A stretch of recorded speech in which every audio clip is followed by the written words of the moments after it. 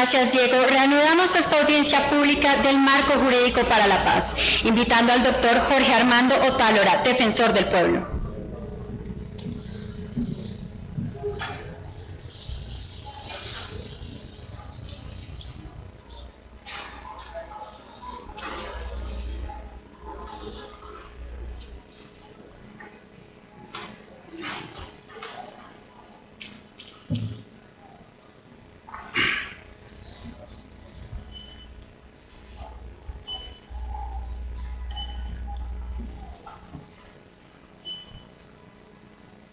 Buenos días para todas y todos los asistentes a esta audiencia. En mi condición de defensor del pueblo quiero expresar un saludo a todos los magistrados que conforman la sala plena de la Corte Constitucional, en particular al magistrado Jorge Ignacio Pretel, ponente en el proceso que nos tiene reunidos hoy y convocados a esta audiencia. Son muchas las preocupaciones que el defensor del pueblo tiene frente al marco jurídico para la paz. Unas de naturaleza política y otras de carácter estrictamente jurídico. Que la Corte deba decidir sobre si es válido o no que el Congreso expida una reforma constitucional, que es principalmente, aunque no exclusivamente, el instrumento previsto para facilitar el proceso de negociación con la guerrilla, supone importantes retos para nuestro Estado constitucional y para nuestro Estado de Derecho. En particular, a la Defensoría del Pueblo le preocupa el ánimo exacerbado con el que en otros escenarios se han planteado argumentaciones políticas y jurídicas sobre la validez del acto legislativo C01 del 2012. No es correcto, no es deseable que los colombianos nos dividamos entre los amigos y los enemigos de la paz. Se trata de un falso dilema. Todos los colombianos somos amigos de la paz. Deseamos una solución al conflicto. Que haya discrepancias en aspectos de aplicación en torno al acto legislativo o su vigencia no permite llevar a conclusiones y a enfrentar en dos bandos la sociedad colombiana. La vigencia plena de los derechos colombianos solo será posible si cesa el conflicto interno en todas sus distintas manifestaciones. Establecer mecanismos de priorización para hacer eficaz la lucha contra la delincuencia y al mismo tiempo para facilitar procesos de desmovilización que son etapas esenciales en cualquier acuerdo de paz es posible, es válido constitucionalmente, es esencial dentro de un espíritu de conciliación. Los mecanismos de justicia transicional son útiles y necesarios. La única exigencia que trae nuestra Constitución, el derecho internacional y los derechos humanos, es que la transición no conlleve a la impunidad. Y esto sucede cuando se dejan de lado los derechos de las víctimas a la verdad, a la justicia y a la reparación.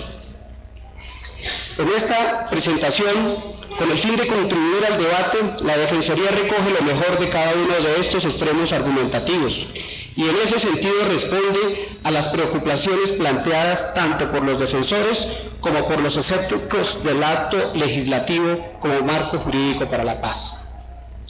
En resumen, en el presente caso los demandantes consideran que los apartes acusados del acto legislativo 01 del 2012 sustituyen la Constitución en uno de sus pilares fundamentales, esto es, abro comillas, la obligación del Estado colombiano de respetar y garantizar los derechos fundamentales de todas las personas residentes en Colombia, al introducir reglas nuevas de selección y priorización. Frente a la acusación formulada por los demandantes, se han perfilado en el país prácticamente dos posiciones enfrentadas. De un lado, una postura que puede considerarse maximalista en términos del ejercicio de la acción penal, que solicita la inconstitucionalidad del acto legislativo demandado por considerar que la definición de criterios de priorización y selección de casos sustituye la Constitución, pues son herramientas que degeneran necesariamente en la impunidad. De otro lado, existe una postura que considera que los criterios de priorización y selección de casos no sustituye la Constitución, dado que son mecanismos válidos de administración y gestión de los recursos de investigación y persecución penal en el contexto de un proceso de transición de un estado de conflicto hacia la paz. En particular, los defensores de esta segunda postura sostienen que las obligaciones del Estado de investigar y sancionar judicialmente graves violaciones de los derechos humanos son principios que pueden ser ponderados frente a la necesidad de asegurar el derecho constitucional a la paz. En efecto, en nuestro sentir, los criterios de priorización y selección establecidos en el Acto Legislativo 01 del 2012 no implican por sí mismos una sustitución a la Constitución, por lo menos por 3 razones que explico brevemente a continuación. Primera razón, el acto legislativo demandado se enmarca estrictamente dentro del contexto de un proceso de justicia transicional. Y esta justicia transicional ya no es una figura ajena a la judicatura, ya no es una figura que estaba única y exclusivamente enraizada en la academia y en la doctrina. No, nuestro más alto tribunal constitucional ya abordó este instituto, ya lo definió, ya lo interpretó, ya planteó sus alcances e incluso sus limitaciones. Y esto lo ha hecho en algunos pronunciamientos. Uno de ellos ya ha sido mencionado acá, o la mayoría, como la Ley 975, más conocida como Ley de Justicia y Paz.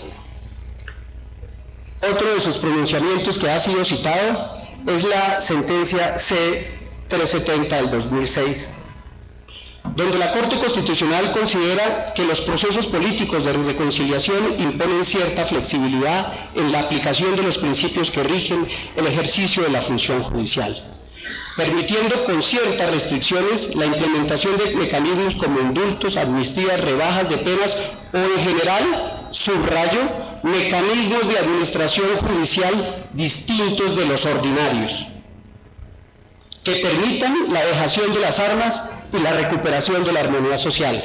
En este sentido, para la Corte, la comunidad internacional ha aceptado la implementación de una justicia de transición hacia la paz, siempre que se cumpla con la exigencia de que las violaciones graves a los derechos humanos sean enjuiciadas y las víctimas accedan a la verdad y sean reparadas. Así pues, la Corte Constitucional ha admitido que la noción de justicia transicional implica una tensión entre los objetivos de tránsito efectivo hacia la paz o la democracia y los derechos de las víctimas a que las violaciones de sus derechos sean investigadas, enjuiciadas y castigadas por el Estado, y a que se logre una reparación efectiva, lógicamente. Por tanto, el concepto de justicia transicional busca justamente el equilibrio constitucionalmente admisible entre estos dos valores contrapuestos, la paz y la justicia, de forma tal que resultaría prima facie inexequible una transición que solo busque la paz y la reconciliación sin tener en cuenta los derechos de las víctimas, como fácticamente improbable una que busque solo la justicia, impidiendo de esta forma alcanzar el objetivo de la paz. Teniendo esto en cuenta, lo que resulta es que de no cumplirse con los objetivos buscados por la noción de justicia transicional, una norma que se inscribe en este marco puede ser declarada inconstitucional, lo que evidencia que el equilibrio a que se refiere el mencionado concepto tiene una relevancia constitucional determinante. Segunda razón, el marco conceptual de los criterios de priorización y selección de casos está sujeto al respeto de los derechos de las víctimas.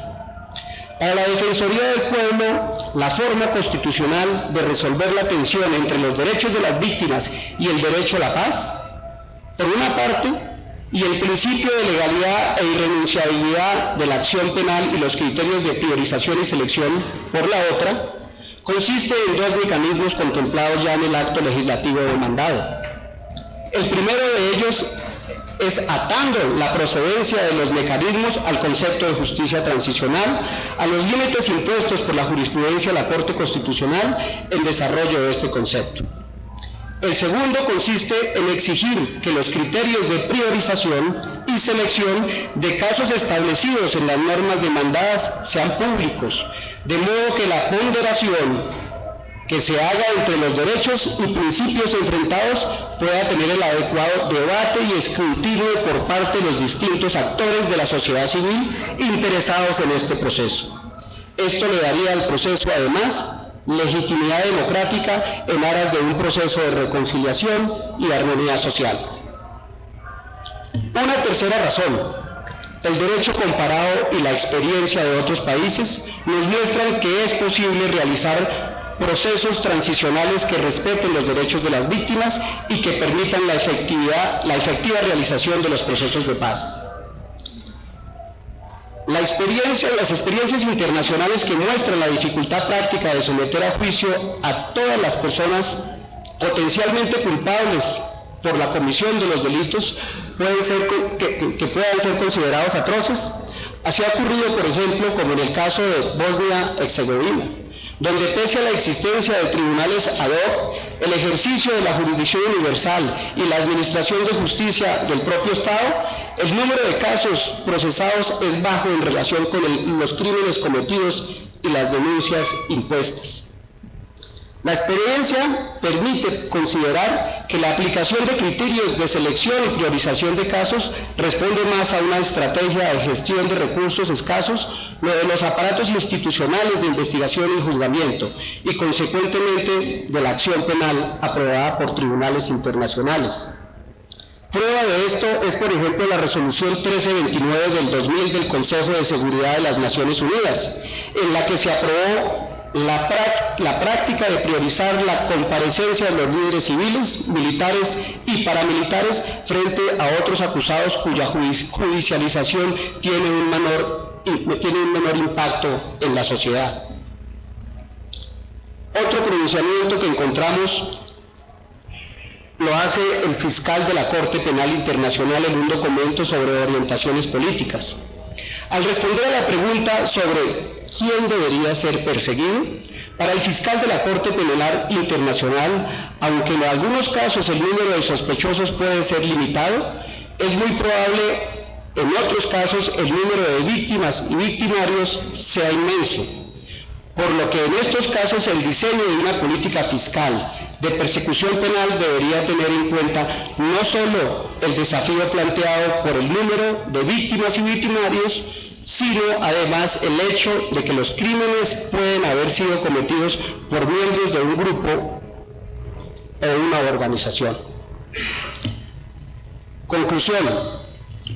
En síntesis, la Defensoría del Pueblo considera que el contenido normativo atribuido por los actores a partes demandados del acto legislativo no corresponden a la proposición jurídica que se desprende del artículo en su conjunto. Como se ha expuesto en la presente intervención, las expresiones máximos y cometidos de manera sistemática y todos los no implica per se la renuncia general e indeterminada a la acción penal, ni el desconocimiento de las obligaciones internacionales de Estado de investigar y sancionar las graves violaciones a los derechos humanos. Sin embargo, es importante que se aclare además que los criterios de priorización y selección de casos deben ser públicos y transparentes, de modo que puedan ser sometidos a la revisión y al escrutinio por parte de la sociedad como una forma de otorgarle legitimidad a este proceso. En estos términos, como defensor del pueblo, respetuosamente solicito a la Honorable Corte Constitucional decretar la constitucionalidad del acto legislativo 01 del 2012. La sociedad colombiana no puede tener una actitud pasiva frente al conflicto. Por ello debemos buscar los mecanismos jurídicos, políticos que permitan la reconciliación, y eso es y debe ser posible dentro del respeto de los derechos humanos. Desde muy jóvenes en la universidad se nos ha enseñado que el derecho sirve para prevenir los conflictos, que el derecho lo utilizamos para resolver los conflictos, que el derecho lo aplicamos para evitar los conflictos. ¿Cómo entender que nosotros podamos utilizar el derecho para perpetuar un conflicto? ¿Cómo le explicamos eso a la sociedad? Es la reflexión que les dejo. Muchísimas gracias a la Honorable Corte.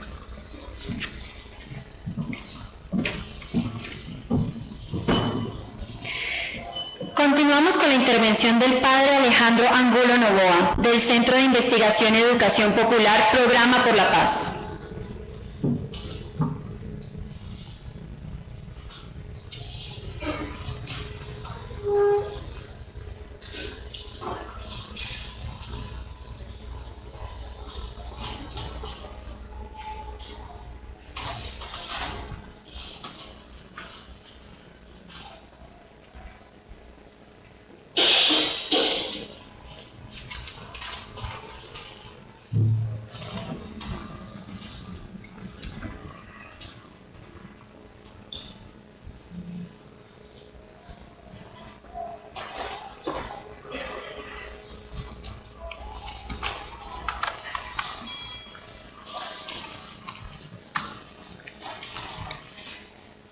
Honorables magistrados, señoras y señores, buen día. El CENEP agradece la convocatoria de la Honorable Corte Constitucional y en respuesta ofrece un aporte ético a una discusión técnica jurídica, convencidos como estamos de que el respaldo sólido del derecho es la actitud ante la justicia social y que ésta puede iluminar la discusión y prevenir el desafortunado cumplimiento del aforismo sum ius, summa injuria. A la luz del principio ético de la sacralidad de la vida, creemos que el conflicto armado colombiano debe ser detenido a toda costa, justamente porque produce el aumento incesante de las víctimas del deterioro progresivo de la justicia social en todo el país. En esta convicción coincidimos con el objetivo que la Honorable Corte dio a la gestación de la Carta Constituyente como un instrumento para la consecución de la paz. Las grietas enormes del sistema colombiano de justicia han conducido a la actual situación de conflicto social armado y duradero. Frenar este de sangre es una prioridad no negociable y este objetivo prioritario debe ser la guía del proceso hacia la paz y desde luego de la deliberación de la Honorable Corte. Este proceso es necesario y conducirlo a cabalidad y sin dilaciones es una obligación moral para todos los colombianos, porque la vida es sagrada. Para lograr ese objetivo, se ha entablado entre otros medios la actual negociación entre el gobierno colombiano y las FARC. Y como instrumento para obtener un acuerdo, el gobierno colombiano ha propuesto un marco legal para la paz. Las FARC, por su lado, han postulado numerosas y necesarias reformas sociales, económicas y políticas. El marco legal para la paz, inspirado en la llamada justicia transicional, es un intento del Estado colombiano de contar con un instrumento jurídico para obtener la credibilidad, para avanzar en la negociación de la paz y obtener la credibilidad no solamente frente a quienes protestan armados, sino también y sobre todo frente a la población colombiana que ha sido y sigue siendo víctima de la injusticia social.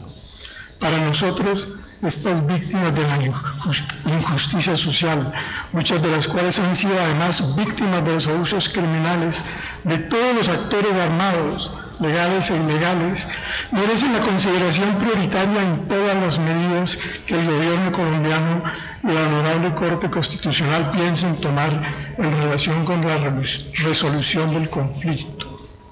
Por consiguiente, tales medidas, comenzando por este marco legal para la paz, deben ser diseñados y llevados a cabo con la participación efectiva de esas víctimas que han sufrido una agresión intolerable contra su integridad personal y contra su bienestar espiritual y material.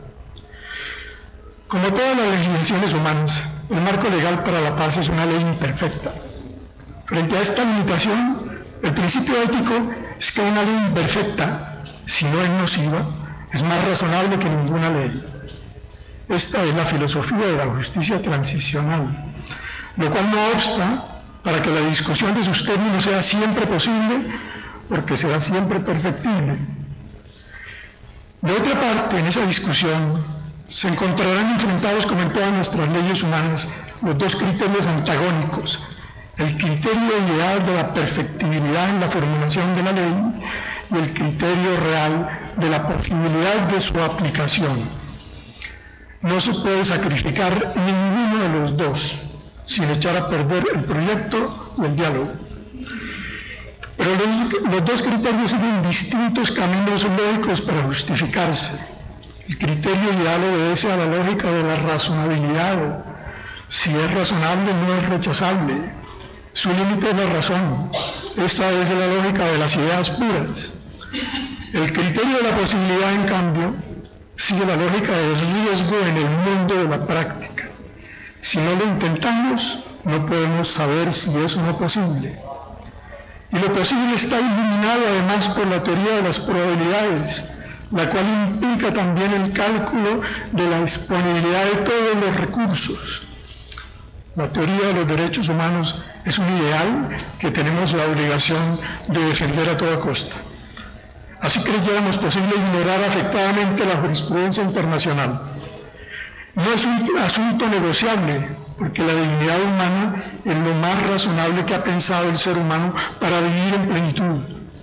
Por consiguiente, no es rechazable y ni siquiera puede ser en principio objeto de negociación.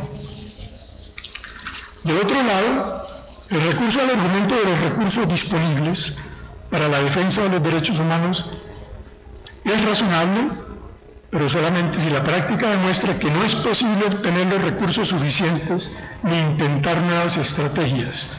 Y esta imposibilidad no se puede demostrar a priori como su razonabilidad, mucho menos cuando lo que está en juego es precisamente la definición de las prioridades y la toma de medidas conducentes a volver posible lo que hasta el momento no lo ha sido, no por una imposibilidad absoluta, sino por el hecho de que se han definido como prioritarios, de manera del todo arbitraria, los objetivos y elementos antisociales de la economía y de la cultura, con desmedro de la justicia social. La solución práctica se podría obtener si los dos criterios de perfectibilidad y de posibilidad de las leyes se combinan en una forma aceptable para las partes, lo cual supone que ambas partes estén de acuerdo en aceptar la maximización de los ideales en materia de derechos humanos, económicos y sociales, junto con el compromiso de buscar el máximo de los recursos necesarios para establecer el sistema de justicia que proteja esos derechos.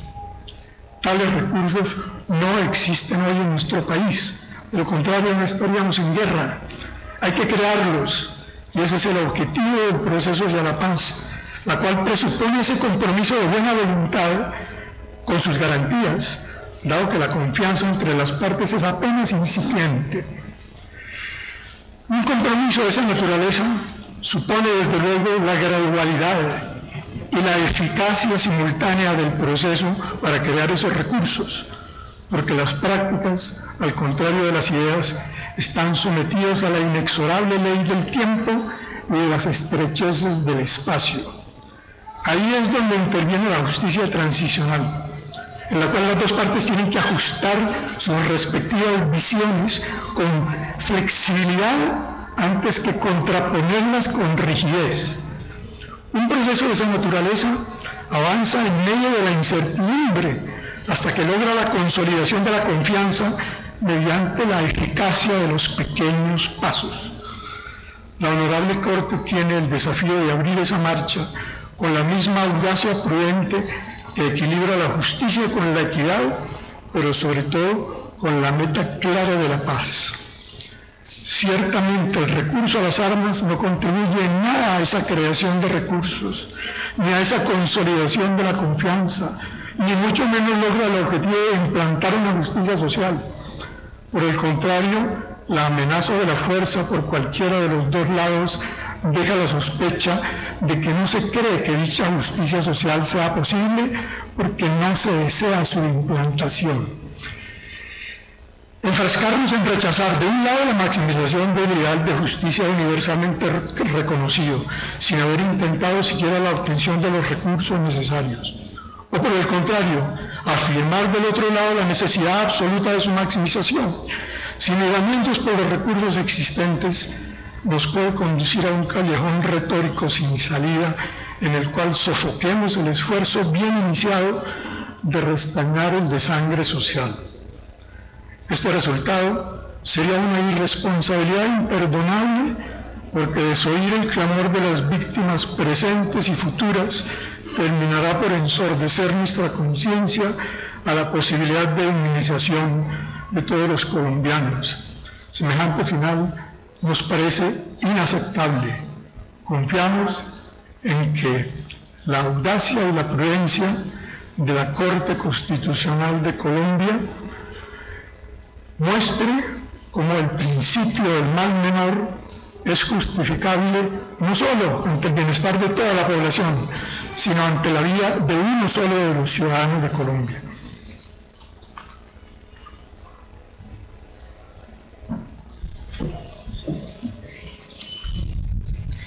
Gracias, Padre Angulo. En este momento estamos esperando la llegada del Fiscal General de la Nación. Por eso haremos primero el llamado a nuestro Procurador General de la Nación, el doctor Alejandro Ordóñez Maldonado.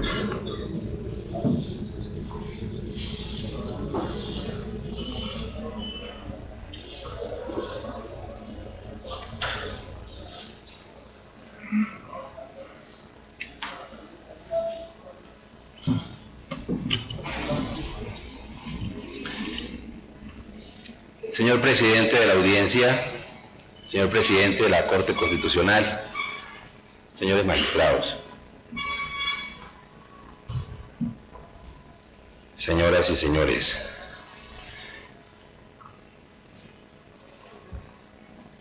al igual que lo expresara en el concepto que hace algunos meses presenté ante usted, ante el despacho del señor magistrado ponente, hoy voy a reiterar lo que incluso algunos intervinientes que me han antecedido lo han dicho.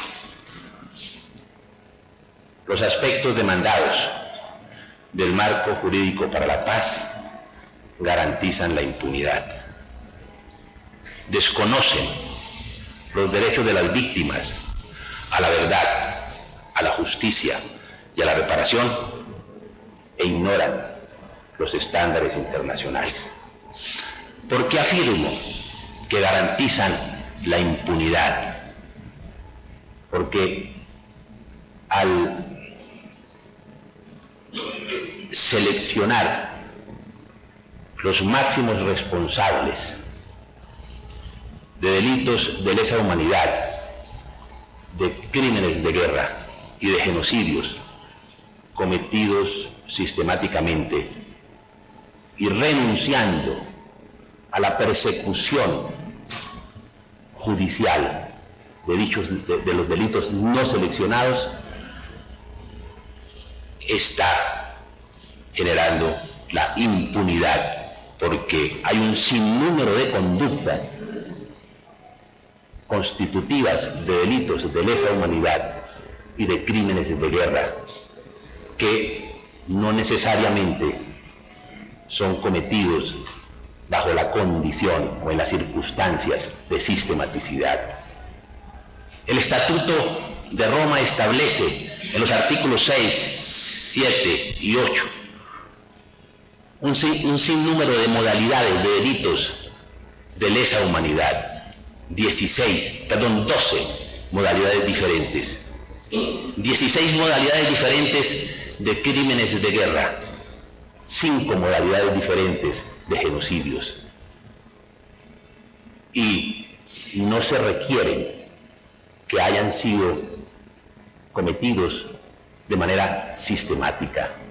Todas las conductas generalizadas o no sistemáticas quedarían por fuera y serían los autores beneficiarios de la renuncia de la persecución penal.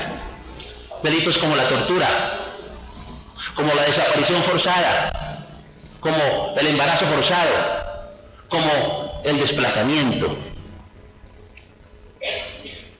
ejecuciones extrajudiciales, homicidios en personas protegidas, podrían quedar excluidos y podrían beneficiarse de la renuncia a la persecución penal. Pero incluso aquellos delitos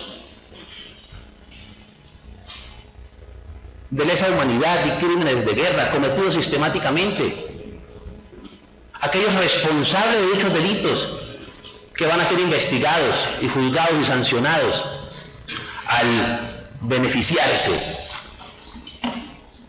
de la suspensión de la ejecución de la pena, estaríamos ante una justicia aparente y simbólica, que incluso el Estatuto de Roma, tal vez el artículo 17 y el artículo 20.3 establece precisamente que cuando los Estados partes investigan y sancionan a autores de los delitos cuya competencia es la Corte Penal Internacional, pero con el propósito de sustraer la responsabilidad, como sería en este caso, habilitaría los instrumentos internacionales. Entonces, es indudable que por esa circunstancia considero que garantiza la impunidad. Pero cuando se refiere a los máximos responsables, esa distinción viene o igualmente desconoce los derechos de las víctimas porque viene a privilegiar al victimario, a relativizar a la víctima y a desconocer la gravedad del delito cometido.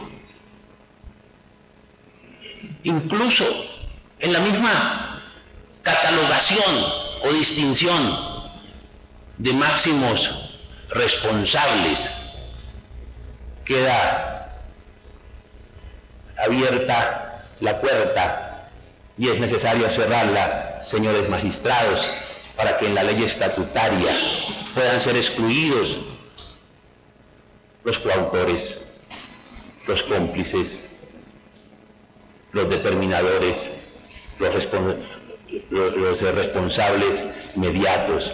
Podría exclusivamente entrar a responder los responsables directos, habiéndose debido utilizar precisamente las categorías de autoría y participación del derecho penal.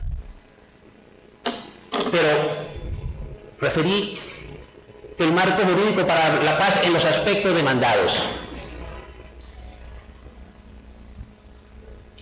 desconoce los derechos a las víctimas, a la verdad, a la justicia y a la reparación, porque al renunciar a la persecución judicial penal se está renunciando a la investigación, y al renunciar a la investigación, ¿cómo esclarecer la verdad? Y la víctima tiene derecho a conocer las razones, el porqué, el cuándo, el cómo, el paradero de su ser querido. Pero igualmente la sociedad tiene derecho a conocer esa verdad para construir su memoria histórica. Pero al renunciar a la persecución judicial, se renuncia a la sanción judicial y la víctima tiene derecho a un recurso judicial efectivo. Y el derecho que tiene la víctima, la verdad, es el deber que tiene el Estado de investigar. Sí, claro, algunos quieren reducir o pretender que la justicia, en la justicia transicional se cumple simplemente con los aspectos restaurativos. Y algunos han afirmado incluso aquí, hace algunos minutos, o mejor hace algunas horas, que en materia de justicia transicional todo se resuelve reconociendo el derecho a las víctimas. Claro, pero sí se renuncia a la persecución penal. Y se renuncia a la persecución penal de crímenes de guerra, de delitos de lesa humanidad y de genocidios. ¿En dónde la verdad? ¿En dónde los derechos de las víctimas? ¿Cómo poder repararlos? ¿Cómo? La justicia. Desde luego, la justicia transicional por la reducción sustancial de la pena, porque aquí es una falsa alternativa que estarían colocando. De pensar es que algunos creen o algunos piden que a través del Código Penal, de las sanciones consignadas en el Código Penal. No, aquí estamos todos de acuerdo en la justicia transicional. Pero la justicia transicional, que implica penas alternativas, reducción sustancial de las penas, pero requiere igualmente que haya justicia. Y aquí no es el primer instrumento de justicia transicional. Desde el año 97, tal vez, desde la ley 418, tenemos estos instrumentos, y eso ha ingresado a nuestra tradición jurídica. Aquí lo que se está discutiendo es si se aplica realmente la justicia transicional o si estamos o aceptamos un escenario de impunidad. Pero igualmente afirmé en el concepto, y lo afirmo hoy, que desconoce, que ignora los estándares internacionales. Los estándares internacionales exigen, lo referí en el concepto, primero, establecen que los estados deben reconocer los derechos humanos de todas las personas sin ninguna discriminación. Reconocen el derecho a la protección judicial de todas las personas sin perjuicio de quienes sean sus victimarios o de su grado de responsabilidad o jerarquía dentro de la organización criminal o de la sistematicidad de los delitos que cometen. Tercero, establecen un sistema judicial subsidiario para evitar la impunidad de los crímenes internacionales y obligan a los estados a juzgar los presuntos actores de los crímenes de guerra, de los delitos de lesa humanidad y del genocidio. Y eso lo encontramos en los convenios de Ginebra, en los protocolos adicionales, sobre todo el protocolo 2, en la Convención contra todas formas de tortura y desaparición forzada, en el Estatuto de Roma. Basta analizar el preámbulo donde los estados partes se obligan a investigar y a judicializar esta clase de delitos. El mismo Estatuto de Roma, en su artículo 38, reconoce la costumbre internacional como fuente del derecho, y allí mismo encontramos infinidad de obligaciones del Estado colombiano por ser signatario de esos instrumentos. En las decisiones judiciales del sistema interamericano, aquí lo han repetido, simplemente las enuncio porque lo han explicado con exactitud y con autoridad. La decisión en el caso de Almonacid contra el Estado chileno, la decisión de Mozote contra el Estado de Salvador, la decisión de Barrios Altos, el caso de la Cantuta contra el Estado peruano. Dicen precisamente y establecen que esta clase de delitos no pueden ser beneficiarios ni de amnistía ni de indultos, y no se puede acudir al artículo 5.6 del protocolo 2 de Ginebra, que habla de que al finalizar los procesos de paz se decretarán amnistías e indultos. Pero salvo esta clase de delitos, y ahí están repetidos y reiterados como una unidad jurisprudencial, y el mismo intérprete autorizado del derecho internacional humanitario, la CICR, lo establece con toda claridad. Por eso es que no se puede analizar la jurisprudencia a través de un salvamento de voto y a través de un voto complementario o concurrente mejor. porque la jurisprudencia no ha variado y es consolidada y sólida y no genera mayores dudas. Termino, señores magistrados, citando a la Corte Constitucional, citándolos a ustedes, porque yo creo que ustedes han construido una jurisprudencia reiterada y con absoluta claridad en esos temas. Habría que variar la jurisprudencia y yo solicito que continúe la evolución en el mismo sentido. La sentencia 370, aquí varias veces referida, que declara exequible justicia y paz, comillas, la paz no lo justifica todo. Y es necesario garantizar la materialización del contenido esencial del valor de la justicia y del derecho de las víctimas a la justicia, así como los demás derechos de las víctimas a pesar de las limitaciones legítimas que a ellos se impongan para poner fin al conflicto armado, dijo la Corte en el fallo C-370. Pero en otro histórico fallo en el que declaró exequible el Estatuto de Roma, la ley aprobatoria,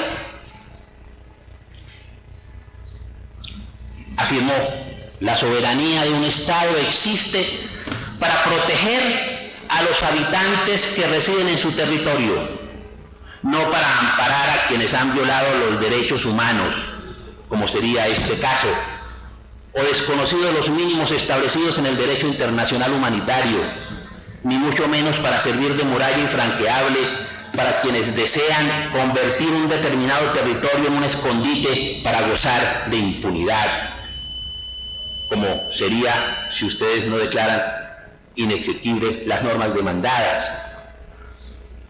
Y por último, en la misma 370 señala lo siguiente: en cuanto a los derechos de las víctimas,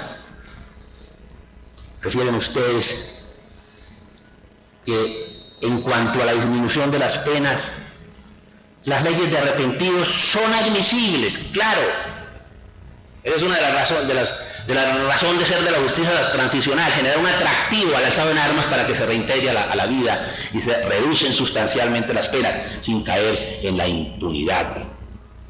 Entonces, en cuanto a la disminución de las penas, las leyes de arrepentidos son admisibles dentro de procesos de transición a la paz, pero no deben exonerarse totalmente a los autores, ha dicho la Corte Constitucional. Es que en este marco se establece que solo se investigará algunos crímenes, que solo se investigará algunos criminales, y los pocos que se lleguen a investigar y a condenar serán beneficiados de la suspensión de la ejecución de la pena. Señores magistrados, lo solicité en el concepto, la inhibición, pero desde luego es un tema conceptual. Yo sé que ustedes van a fallar de fondo. Saben ustedes que en todas estas conceptos yo pido la inhibición, pero sé que van a fallar de fondo. Y solicito entonces, reitero, la inexequibilidad de los aspectos demandados del marco jurídico. Pero si así no lo fuere, yo aspiro a que sí lo sea, pero si así no lo fuere, condicionen de tal forma, de tal manera, la exequibilidad que impidan que aquí campee la impunidad y se sacrifiquen el derecho de las víctimas.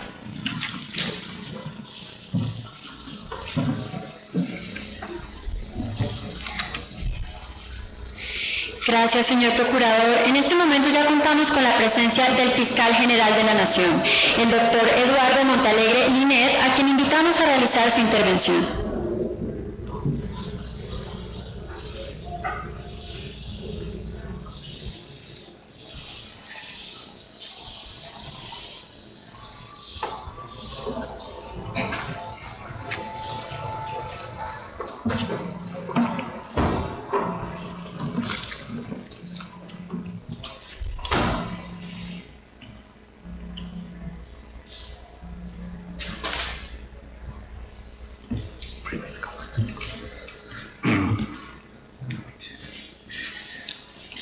Honorables magistrados de la Corte Constitucional, señores invitados especiales, señoras y señores.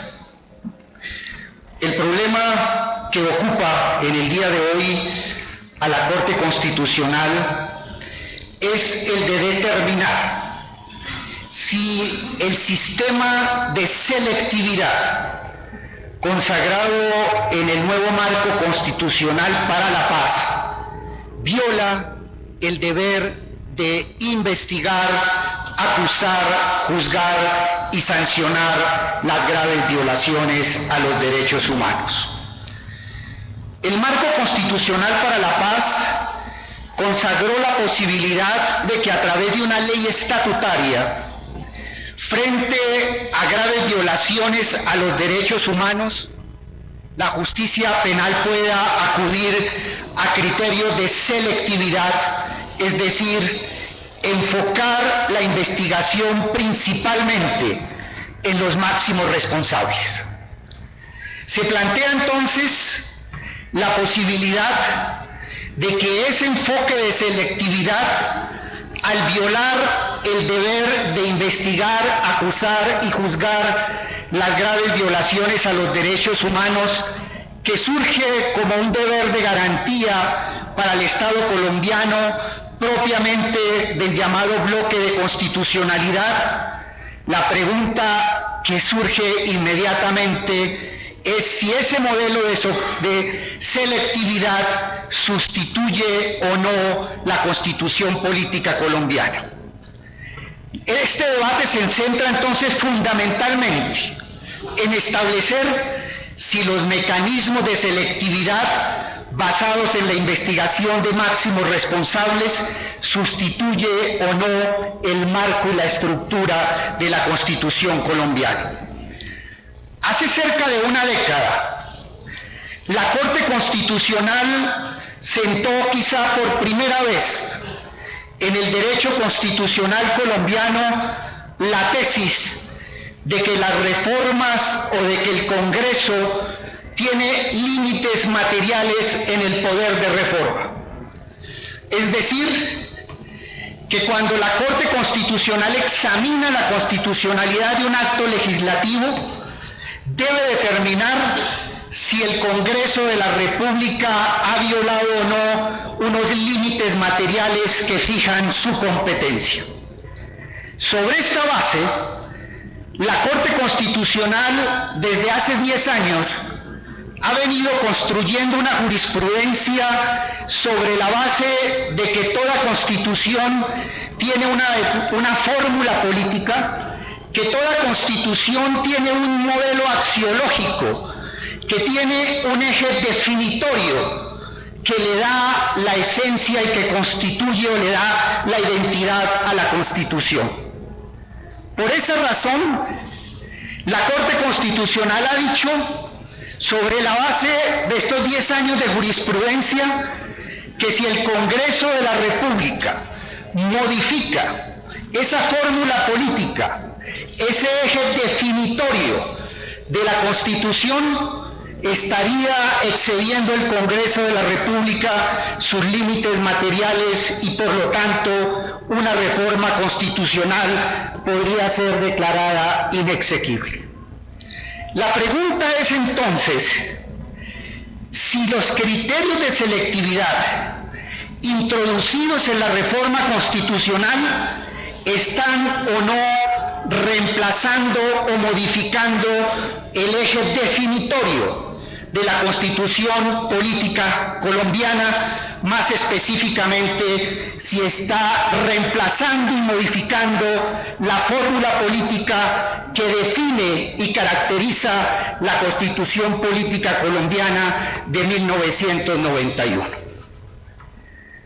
La tesis que quiero plantear como fiscal general de la Nación es la de que la selectividad y el criterio de centrar las investigaciones en máximos responsables no está reemplazando ni modificando ningún eje definitorio de la Constitución colombiana, y que por el contrario lo que se está haciendo es limitar un eje fundamental de la Constitución, como es el deber de investigar, juzgar las graves violaciones a los derechos humanos con base en criterios de razonabilidad. Es decir, que no se trata de un reemplazo de un eje definitorio de la Constitución, no se trata de la sustitución de la fórmula política, sino de la limitación con criterios de razonabilidad de uno de esos ejes definitorios, como es el deber de garantía y de protección, el deber de investigar las graves violaciones a los derechos humanos. ¿Por qué razón? La limitación, no el reemplazo, no la sustitución de ese eje definitorio, ¿por qué razón no sustituye ni viola el núcleo y la fórmula política de la Constitución colombiana? El primer argumento que podríamos invocar es el de que en diferentes oportunidades la Corte Constitucional ha utilizado el mecanismo de la ponderación como un elemento fundamental para resolver los conflictos entre principios y normas constitucionales.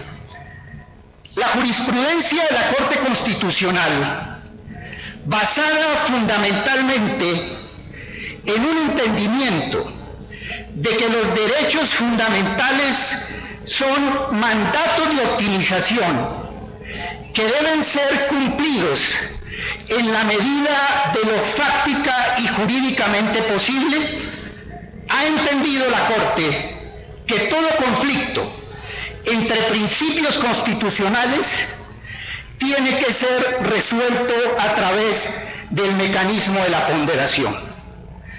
Esto significa que cuando hay un enfrentamiento entre dos principios constitucionales, en este caso un enfrentamiento o una colisión entre el derecho fundamental a la paz, que entra en colisión con el derecho de las víctimas a la verdad, justicia y reparación, el conflicto tiene que resolverse sopesando los bienes y los derechos fundamentales que están en conflicto. Es decir, en una larga trayectoria, en una larga jurisprudencia de hace cerca de 20 años, la Corte ha entendido entonces que el conflicto entre principios no se soluciona dándole primacía a un principio sobre el otro principio. No se soluciona dándole primacía al derecho fundamental a la paz sobre el derecho a las víctimas a verdad, justicia y reparación, sino que el conflicto se resuelve a través de sopesar los diferentes conflictos, los diferentes principios que se encuentran en conflicto. La Corte Constitucional ha entendido entonces que los derechos fundamentales, como mandatos de optimización que deben ser cumplidos en la medida de lo fáctico y jurídicamente posible, no son principios absolutos, sino que son principios relativos que pueden ser limitados cuando la finalidad de la limitación sea una finalidad constitucionalmente válida y constitucionalmente legítima. Es decir, la Corte ha entendido que si se trata de optimizar un determinado principio o un determinado valor de la Constitución, para optimizar ese principio o ese valor es posible la restricción de otros principios, de otros derechos consagrados en la Carta Política. Es decir, la Corte Constitucional ha abandonado lo que se ha denominado una lógica formal para inclinarse por una lógica de lo razonable. acudiendo y siguiendo en esto a un giro filosófico y de teoría del derecho muy importante que se produjo a partir de los años de 1950, fundamentalmente con los trabajos de Fiebeck en Alemania, donde se retorna y se abandona una lógica de lo formal para entrar a una lógica de lo razonable. El otro criterio, para explicar por qué razón una limitación al principio y al deber de investigar y juzgar no sustituye la Constitución, sino que es una limitación válida de ese principio, se da en la experiencia que han mostrado las Cortes Supremas Constitucionales de algunos países europeos y los tribunales en materia de derechos humanos.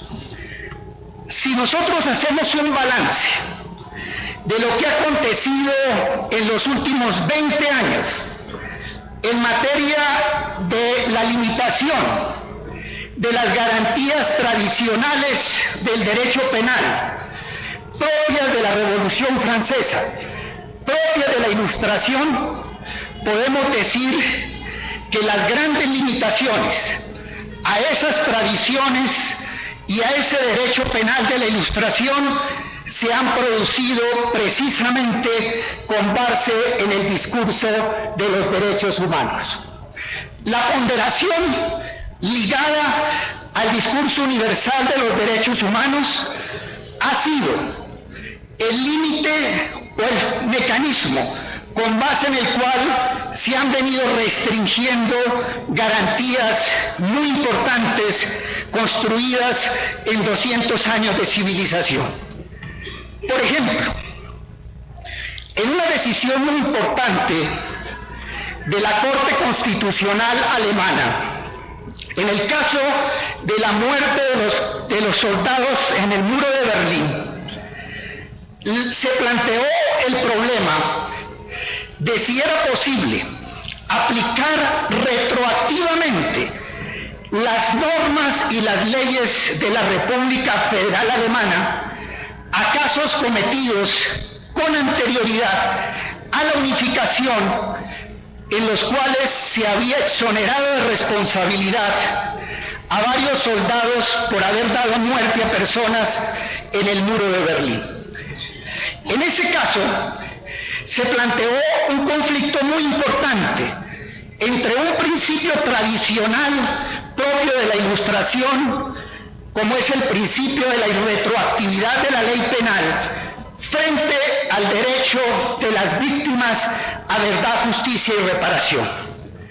Y en este caso, la Corte Constitucional alemana aceptó la posibilidad de restringir uno de los principios clásicos del derecho penal, de las garantías del derecho penal, como fue el de la irretroactividad, para darle prelación, en este caso, precedencia en este caso, a los derechos de las víctimas a verdad, justicia y reparación. Y recientemente en la Argentina, la Corte Suprema, al resolver la nulidad de las amnistías que se habían producido en el Cono Sur, frente a la exoneración de responsabilidad de los altos mandos militares que habían cometido graves violaciones a los derechos humanos, la Corte Suprema de Justicia, resolviendo el conflicto entre seguridad jurídica y derechos de las víctimas a verdad, justicia y reparación, la Corte Suprema entendió que quedaban sin efecto las sentencias exonerativas de responsabilidad de los altos mandos militares bajo la dictadura. Esto nos muestra que la tendencia entonces es la de que esas garantías tradicionales del derecho penal demoliberal, propias de la Ilustración, precisamente han venido a ser restringidas en el derecho contemporáneo con base en la ponderación y el discurso de los derechos humanos. Pero no solamente son los tribunales constitucionales o las Cortes Supremas. Si miramos la jurisprudencia de la Corte Interamericana de Derechos Humanos, del Tribunal Europeo de Derechos Humanos, podemos observar cómo la ponderación ha sido el mecanismo más importante para resolver conflictos entre normas y principios en materia de derechos humanos. El tercer argumento que podemos invocar para sostener que la limitación que se hace al principio general, el deber de investigar, acusar y juzgar las graves violaciones a los derechos humanos, es una limitación razonable, permitida por el derecho constitucional y por el derecho internacional de los derechos humanos, es el de definir cuál es la naturaleza que tiene esa norma jurídica, ese deber de investigar, acusar y juzgar las graves violaciones a los derechos humanos. Para poder determinar si se aplica o no una teoría de la ponderación, para poder determinar si podemos limitar un derecho para maximizar otro valor o principio constitucional, el punto de partida está en definir cuál es la naturaleza jurídica de la norma que se está analizando y que se encuentra en colisión. Para poder hablar de ponderación, tenemos que partir del punto de vista de que la norma jurídica tiene una estructura de principios y no una estructura de reglas. Es muy conocido por todos el debate moderno, principalmente originado en trabajos de Ronald Dworkin y recientemente en trabajos muy amplios de Robert Alexy, el debate y la importancia de distinguir en el derecho constitucional entre normas con naturaleza de principios y normas con naturaleza de reglas. Solamente podemos hablar de ponderación cuando se trata de colisión entre normas con naturaleza de principios. No podemos hablar de ponderación cuando estamos frente a conflictos en normas con naturaleza de reglas. Las normas con naturaleza de principios se caracterizan porque son normas de textura abierta, porque son normas con un texto lingüístico indeterminado, mientras que las normas con estructura de reglas son normas que tienen un supuesto de hecho claro y por lo tanto, como diría Dworkin, realizado el supuesto de hecho, inexorablemente se da una determinada consecuencia. Es decir, el tema se resuelve en el todo o nada, mientras que cuando se trata de normas con naturaleza de principios, es decir, normas de textura abierta que entran en colisión con otras normas de naturaleza de principios, ahí el mecanismo de interpretación y de solución de principios, de colisión de principios, no es la subsunción, sino la ponderación como forma de resolver conflictos entre normas constitucionales con naturaleza de principios. Pues bien, la norma que consagra el deber de investigar, acusar y juzgar las graves violaciones a los derechos humanos es una norma que tiene indiscutiblemente naturaleza de principio y por esa razón puede ser restringida y puede ser ponderada cuando entre en colisión con otras normas. ¿De dónde se resuelve o se deduce que esa norma tiene naturaleza de principios? Primero, en que se trata de un texto lingüístico indeterminado y además en la misma jurisprudencia de los tribunales internacionales en materia de derechos humanos que han determinado el plazo razonable, que han determinado que los deberes del Estado no son deberes de diligencia, son deberes de diligencia y no de resultados, y los precedentes de la misma Corte Constitucional nos señala la naturaleza de principios de esta norma. Por último, quisiera señalar cómo esta estructura y este marco, centrado en la posibilidad de investigar y centrar la investigación básicamente en máximos responsables, quisiera explicar en 5 minutos, que abusando de su tiempo me tomaría para explicarlo, por qué razón ese deber de investigar y acusar no se ve vulnerado cuando centramos la investigación en máximos responsables. Para eso, para determinar si hay una violación o no de la Constitución, que en este caso tiene una exigencia adicional, porque no se trata de un control material de la Constitución, sino de un examen de sustitución que implica determinar si se reemplazan los ejes definitorios de la Constitución. Podemos aplicar un test de razonabilidad. El test de razonabilidad, o por otros como en la doctrina alemana denominados principio constitucional de proporcionalidad, tiene una estructura lógica fundamentada y orientada principalmente en la lógica aristotélica de ser en algunos temas una lógica teleológica. Es decir, la estructura no es la de un silogismo común, sino que la estructura del test de razonabilidad es una estructura medio o fin. Cuando se va a hacer un test de razonabilidad, lo primero que tenemos que determinar es si la norma busca un fin constitucionalmente legítimo. Es decir, si el fin en sí mismo trata de proteger valores o principios constitucionales. El otro elemento es el de que determinada la finalidad o la legitimidad del fin, hay que determinar si el medio en sí mismo es un medio constitucionalmente legítimo.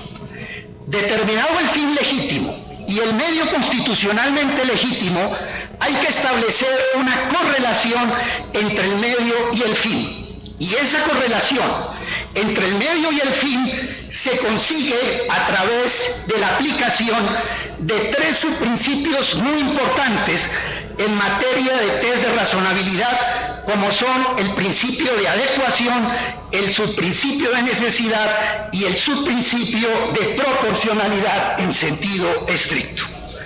Aquí es claro que el fin que se busca con la norma es un fin constitucionalmente legítimo. Es garantizar verdad, justicia y reparación, y es maximizar el principio de la paz a través de una salida negociada al conflicto. Y el medio que se utiliza en este caso es el de acudir a un instrumento que han utilizado los tribunales internacionales en materia de derecho penal, como es la de que el medio es acudir a la selectividad, es decir, enfocar la investigación en máximos responsables. Examinemos entonces si al aplicar los subprincipios de adecuación, necesidad y proporcionalidad nos resulta una razonabilidad de la limitación de los derechos de las víctimas a verdad, justicia y reparación en aras de la paz. El primer subprincipio que tiene que analizarse es el subprincipio de adecuación.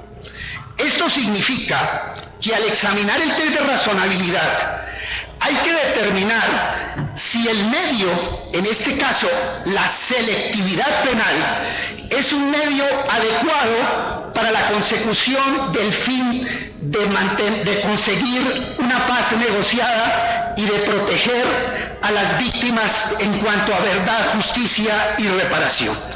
Es decir, el primer examen de adecuación tiene que determinar si el medio, o sea, la selectividad, es adecuado para la consecución del fin.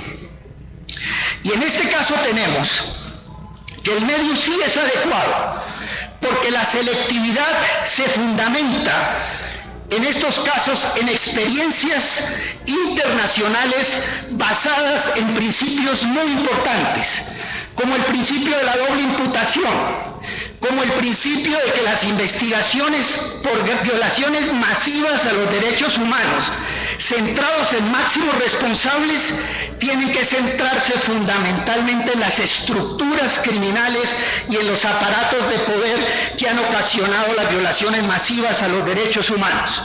Es adecuado también el medio porque es un medio que lleva implícita la selectividad, un giro copernicano en la forma de abordar las investigaciones masivas a los derechos humanos, porque están fundamentadas en el análisis de contextos y no de casos individuales y aislados.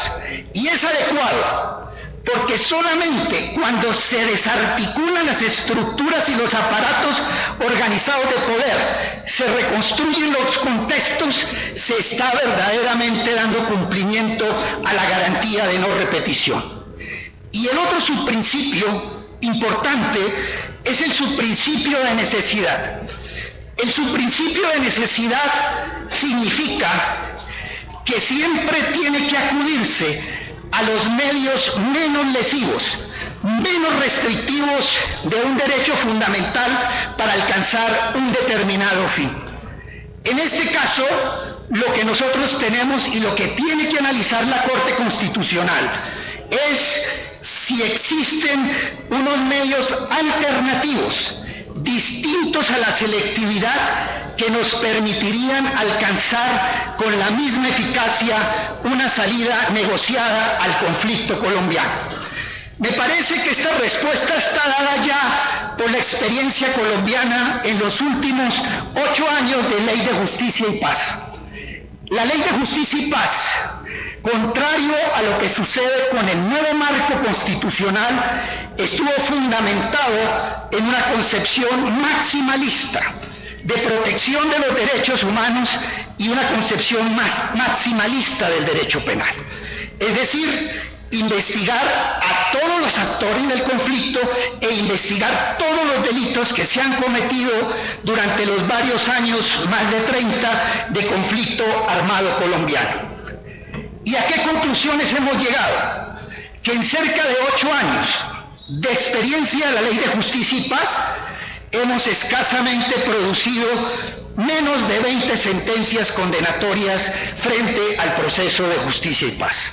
Y por último, el otro elemento fundamental que tiene que analizar la Corte en el test de razonabilidad es el de la proporcionalidad en sentido estricto. Cuando la Corte analiza el tema de la proporcionalidad en sentido estricto, básicamente lo que la Corte tiene que estudiar es lo que Alexis ha denominado la ley de la ponderación. Es decir, en términos valorativos, la Corte Constitucional tendrá que determinar un sistema de costo-beneficio. En este caso, el examen tiene que partir del punto de vista de que se va a hacer una restricción a un derecho fundamental, el derecho de las víctimas a verdad, justicia y reparación, y que esa restricción se hace con la finalidad de maximizar o de proteger otro derecho fundamental como es el derecho fundamental a la paz. En este análisis de proporcionalidad estricta, entonces, la Corte tiene que determinar si las ventajas en términos de protección a los derechos humanos, es decir, las ventajas que tiene en materia de garantía y de protección para los derechos humanos, la construcción de una salida negociada al conflicto y de la finalización a un conflicto, justifica razonablemente la limitación de un deber como es el deber de investigar, acusar y juzgar las más graves violaciones a los derechos humanos. Considero que este elemento está claro en este momento en las circunstancias históricas del país. Podemos hacer una limitación, una restricción razonable de esos derechos.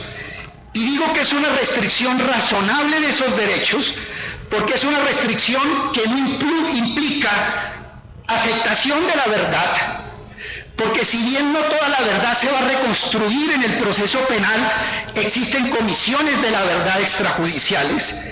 Si bien no se va a centrar la reparación exclusivamente en el proceso penal, existen otros mecanismos administrativos de reparación y mecanismos de justicia centrados en máximos responsables.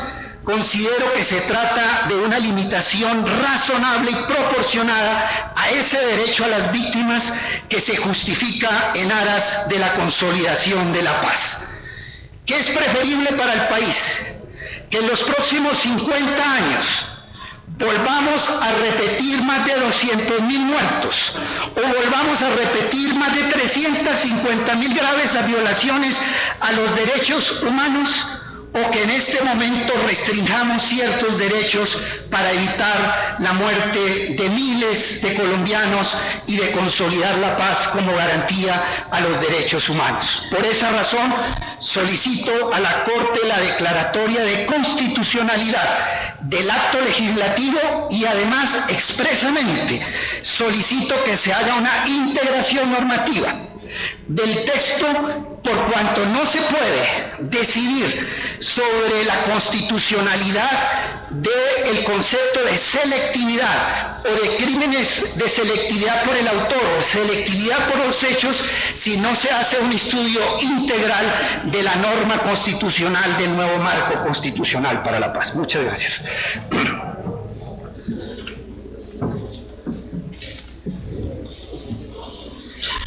La Corte informa que por el momento se suspende en este momento la sesión. Gracias al fiscal. Y en este momento regresamos con mi compañero Diego Heredia a través de señal institucional en esta transmisión en vivo de la audiencia pública del Marco Jurídico para la Paz.